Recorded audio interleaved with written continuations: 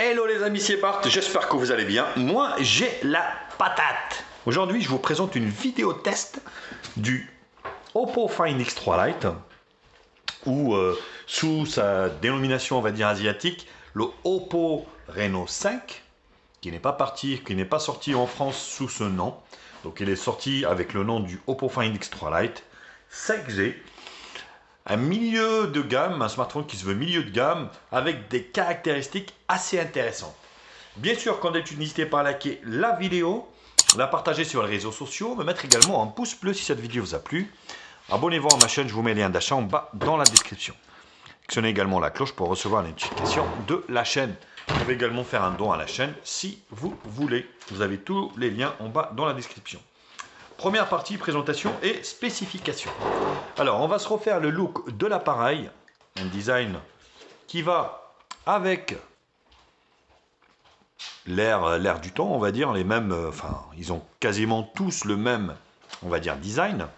Alors, sur la partie basse, ici, on a le jack 3.5, micro principal USB-C, ici pour la charge et le transfert vidéo, grille haut-parleur. Sur le côté droit, ici, on a le bouton allumage ici avec une petite touche en vert. Sur la partie haute, ici, le micro d'ambiance pour atténuer, on va dire, les bruits quand on parle. Sur le côté gauche, ici, le rack pour la carte SIM. Il prend 2 nano SIM et une micro SD. Pas de possibilité d'extension de la mémoire par carte micro SD. Volume plus moins. Et sur la partie arrière ici, on a un triple appareil photo de 64 millions de pixels.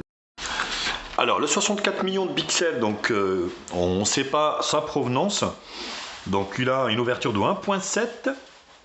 Donc à 8 millions de pixels le second, donc c'est la lentille grand angle avec une ouverture de 2.2. Vous avez un capteur noir et blanc de 2 millions de pixels. Et vous avez en fait en tout 4 objectifs, ce n'est pas 3. Le dernier capteur, c'est un capteur objectif macro avec une ouverture de 2.4, un 2 millions de pixels également. Voilà, c'est assez correct au niveau de la gamme tarifaire.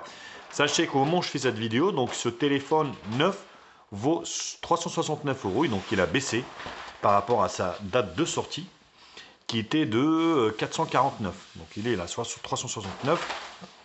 Et même là, je trouve que c'est un petit peu plus cher par rapport à ce qui se fait maintenant. Donc double flash LED, dos ici en plastique avec une couleur mat qui ne prend pas les traces de doigts. Ça c'est plutôt très bien avec le logo Oppo ici. Donc sur la face avant ici, on a donc l'écran principal qui est donné pour du 6.4 pouces Full HD+ AMOLED. Ça aussi c'est un très bon point avec des contrastes de couleurs assez convaincantes, on va dire, et assez profondes. Donc l'appareil photo avant, il est de 32 millions de pixels avec une ouverture de 2.4 ici en forme de poinçon. Donc au niveau des bordures, bon, c'est pas trop épais, ça va encore, vous voyez.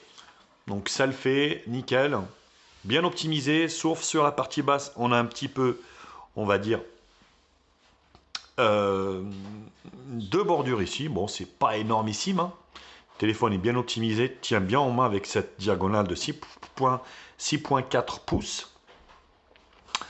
Au niveau du hardware, bien sûr, ce téléphone est équipé donc de 8 Go de RAM et 128 Go de stockage non extensible.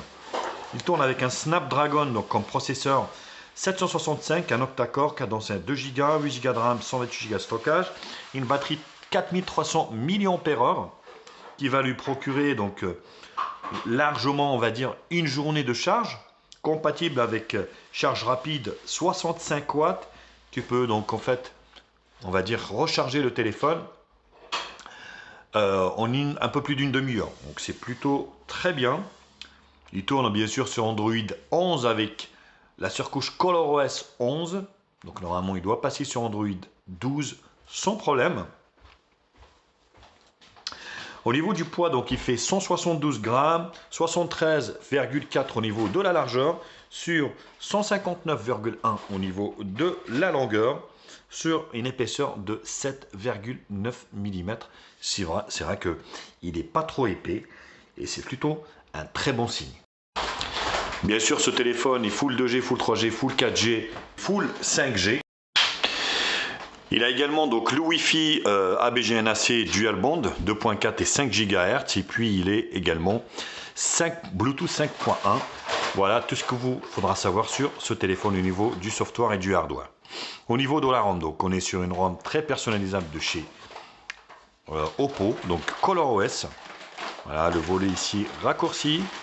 Vous avez ici toutes les applications. Vous avez un tiroir d'applications. Ça, vous pouvez le changer. Donc bien sûr, le taux de rafraîchissement de ce téléphone est de 90 Hz, ce qui aussi contribue à une fluidité vraiment superbe, comme vous pouvez le voir. Donc rien à dire là-dessus. Au niveau des paramètres ici, hop, vous avez ici les paramètres. Voilà, carte SIM, Wi-Fi, Bluetooth. Également, bien sûr, il est équipé du NFC pour le paiement dématérialisé ou pour appairer des appareils compatibles avec le NFC.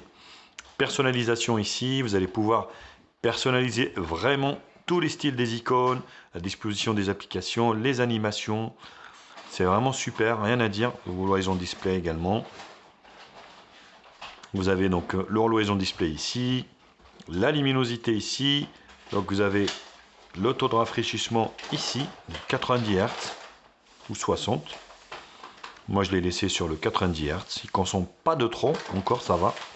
Le son, on est sur un mono haut-parleur par contre, donc un seul, bon qui est plutôt pas mal. Voilà, donc là je suis à fond. Mais voilà, donc on a le Dolby Atmos, mais c'est vrai que avec un seul haut-parleur, ça diminue quand même, on va dire, le confort de l'écoute avec les haut-parleurs, mais bon, c'est quand même un bon son. Donc, sécurité ici, le lecteur d'empreintes digitales sous l'écran fonctionne très bien. Voilà. Et le Face ID également. Alors, je ne sais pas si je l'ai configuré ou pas. Non, peut-être pas.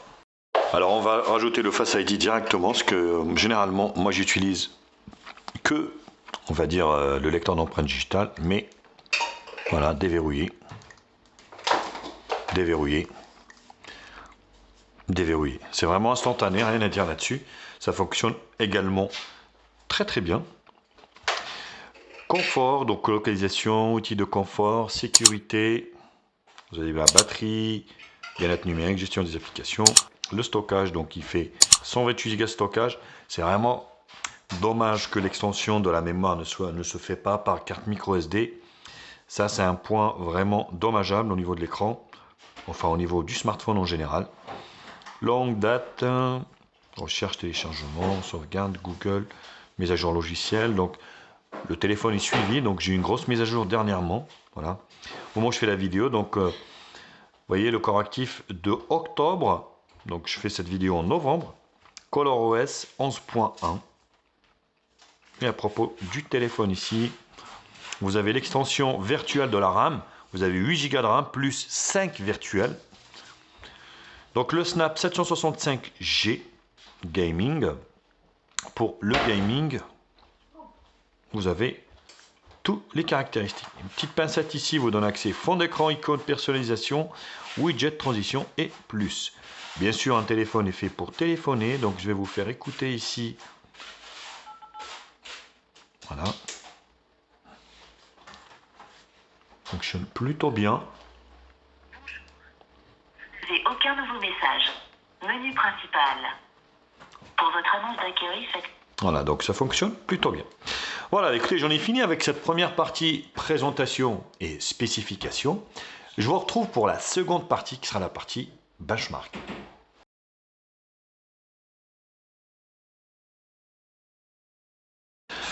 Alors bien sûr, on est sur un smartphone milieu de gamme. Le score en dit aussi sur l'utilité de ce téléphone. 390 000, 80 000, on va dire. Un peu moins de 400 000. Voilà, on est vraiment sur un milieu de gamme. On va dire, voilà, on peut tout faire avec ce smartphone, honnêtement. Rien à dire là-dessus. Les couleurs sont magnifiques sur ce smartphone. Rien à dire. Ça fonctionne très bien. Vous avez multitouche ici, vous avez 10 touches ici. Donc ça fonctionne également très très bien. L'écran est très réactif. Et au niveau ici de l'appareil, donc mon appareil, voilà. Donc on est bien sur le Oppo Find X3 Lite. Donc Android 11, de Snap, 765G comme CPU. Le GPU a un Adreno donc 620. Le quadruple appareil photo arrière. La DDR, on est sur du LDDR4X. Le smartphone, enfin le processeur est cadencé à 2 Go 13. Donc 8 Go de RAM, 128 Go de stockage. Stockage, donc c'est de l'UFS 2.1. Voilà. Et au niveau des capteurs ici, vous avez quasiment tous les capteurs. Voilà, sauf, on va dire. Donc nous on a tous les capteurs quasiment du smartphone, sauf la température, la fréquence cardiaque, la pression, l'humidité. Voilà, tout le reste y est. C'est vraiment riche, on va dire, en capteurs. Donc au niveau, alors, display tester, pour les images réelles, rien à dire franchement. Comme je vous l'ai expliqué, c'est vraiment super concluant au niveau du résultat. Voilà, impeccable. Donc c'est satisfaisant, les images sont belles, les couleurs sont belles, profondes, le contraste est assez convaincant. Voilà, cet écran est vraiment d'une qualité, on va dire, irréprochable, rien à dire là-dessus. CPU Z, donc bon, ça c'est un processeur qui n'est plus à présenter. Le Snap 765G cadencé à 2 Go 4. Voilà, un octa-core. Dans la première partie, j'avais dit que c'était 2 Go, mais en fait c'est 2 Go 4. Donc le Oppo, le modèle CPH 2145 Oppo. Donc version Android 11, API level 30. Il devra passer sur Android 12. Il a été annoncé par la marque. La température et les sensors ici qui sont super riches. Sachez que les modèles haut de gamme de la marque vont bénéficier à partir du Oppo Find X3 Pro de 3 ans de mise à jour, donc majeur, ce qui est plutôt très bien. Et puis ceux du milieu de gamme, je crois que c'est 2 ans, donc 2 versions. Ce smartphone est sorti sur Android 11, donc il devra passer jusqu'à Android 13. Alors le reste, on va faire des screenshots, donc 319 380, multitouche, 3D Mark, Geekbench, PC Mark. Voilà. Donc PC Mark, Geekbench, 3D Mark, multitouche, en tout. Voilà, bah écoutez, donc c'était la deuxième partie bench. Je vous retrouve pour la troisième partie qui sera la partie multimédia.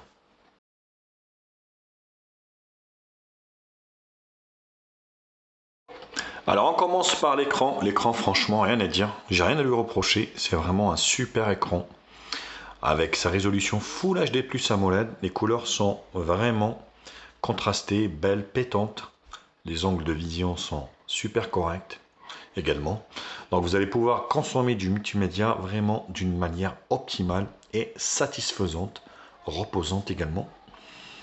Donc c'est plutôt un des points, on va dire, les plus convaincants de ce smartphone, qui n'a pas vraiment beaucoup de défauts, hein, je compte à le signaler, parce que au tarif où il est en fait, on va dire, situé, c'est vraiment très correct. Vous voyez, superbe couleur, donc c'est plutôt un bon point. Le son, bon, il est pas mal, mais je déplore quand même le manque d'un deuxième, on va dire, haut-parleur pour équilibrer tout ça. C'est vrai qu'il y a un déséquilibre au niveau du son, même si c'est très correct, hein. Voilà.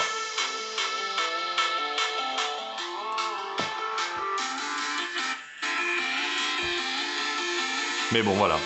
C'est vraiment aussi un mauvais point parce que la concurrence arrive à faire beaucoup mieux pour, sur des smartphones entrée de gamme maintenant. on arrive à avoir les deux haut-parleurs, mais là, on n'en a qu'un seul.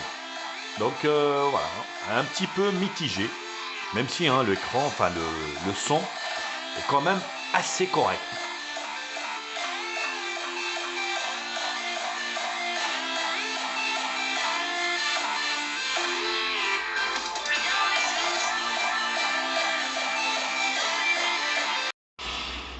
Bon, le téléphone, le GPS fonctionne très bien là-dessus, rien à dire. Donc vous allez pouvoir donc rouler avec sans aucun problème. Il décroche pas, il vous emmène où vous voulez sans aucun souci.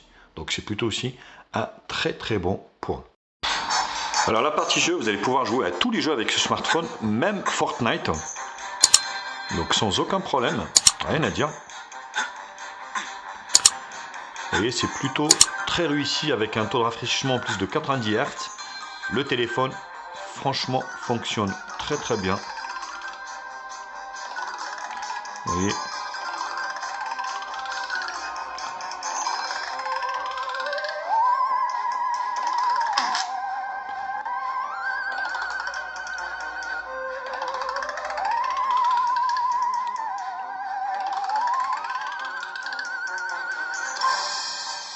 Voilà, ça fonctionne vraiment d'une manière très satisfaisante pour Temple Run avec des couleurs vraiment super belles. Vous voyez. Donc c'est pour Halloween, hein, forcément.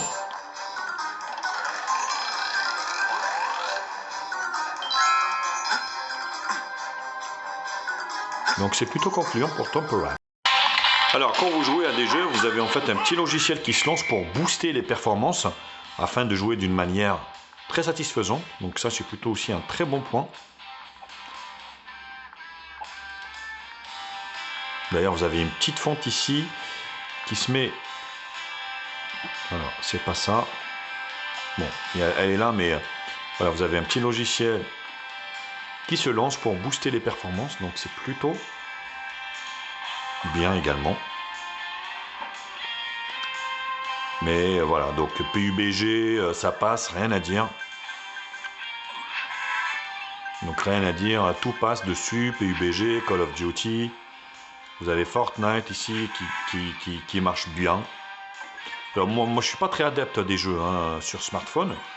Mais voilà, je peux vous dire que ça fonctionne plutôt bien sur le smartphone.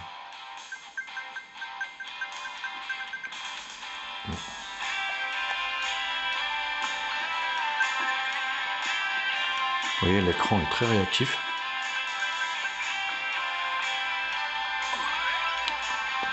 Mais voilà, c'est vraiment aucun lag, mais zéro lag. Hein. Alors on termine par Jetpack Joyride, bien sûr. Pareil, c'est vraiment une formalité également. On a tendance à boucher, on va dire, le haut-parleur. Voilà, une formalité pour pareil.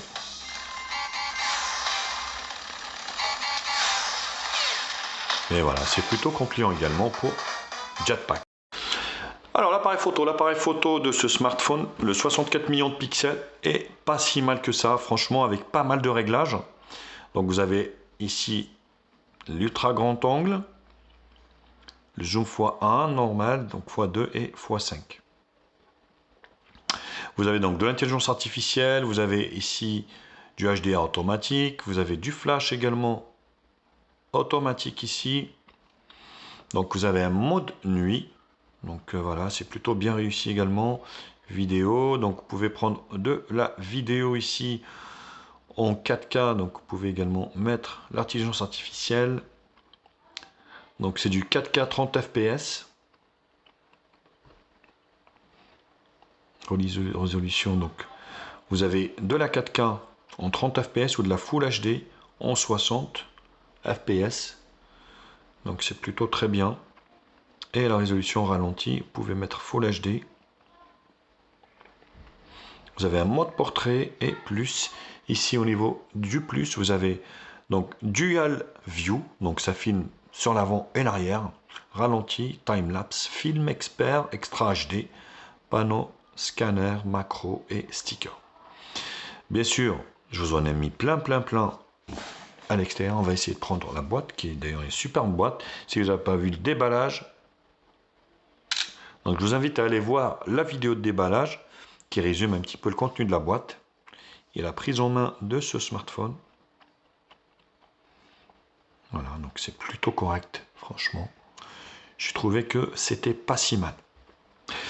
La caméra avant de 32 millions de pixels, voilà, grand angle, automatique pareil, HDR. Vous avez de la vidéo ici, AI pareil, photo pareil. Donc vous pouvez prendre de la vidéo ici en Full HD 30 fps. Voilà. Où est Titi?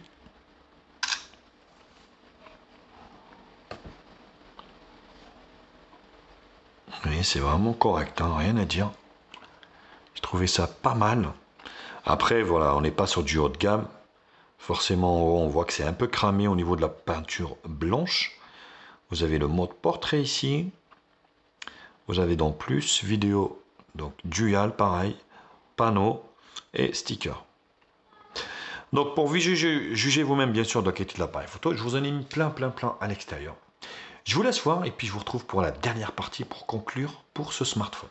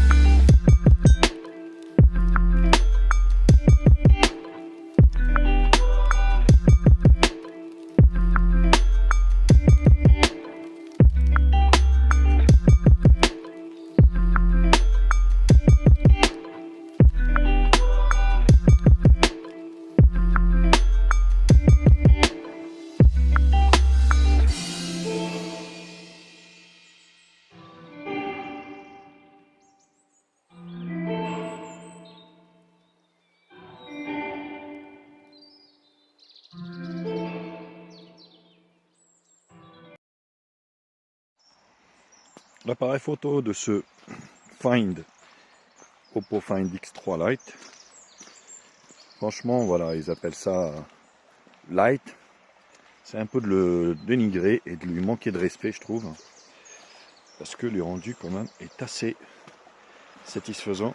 Voilà, je suis sur le pont du Paradis, ici. Donc là, il a plu vachement. On peut voir ici que l'eau,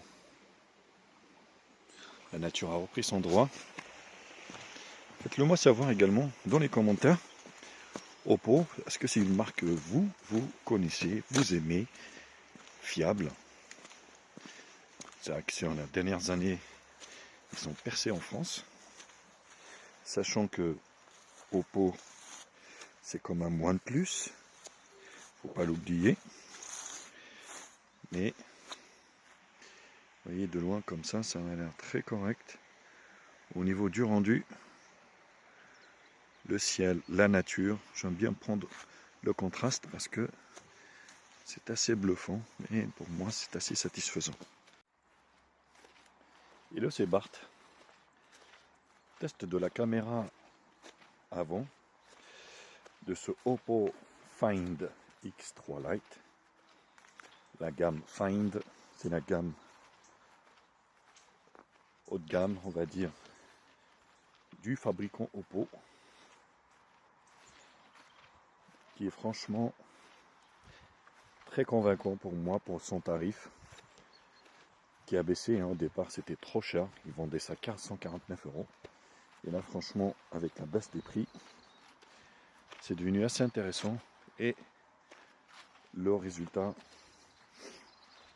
en termes de puissance, on va dire, qualité également, appareil photo, je pense que c'est plutôt satisfaisant. Faites-le moi savoir, bien sûr, dans les commentaires. Pour info, moi je suis toujours chez Oppo, hein.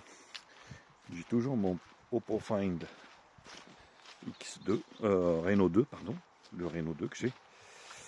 Donc là, le Find X3 Lite, en fait c'est le Reno 5, qui n'est jamais sorti chez nous, et qui est sorti sous le nom de Find X3 Lite. Donc, pourquoi après ces changements de nom? Mystère.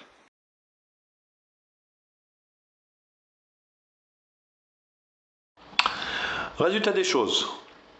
Donc, on va dire pour la conclusion, pour 369 €.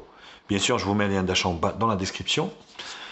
Mais écoutez, c'est plutôt un bon smartphone. Il y a un très bel écran, il y a assez de RAM, de ROM.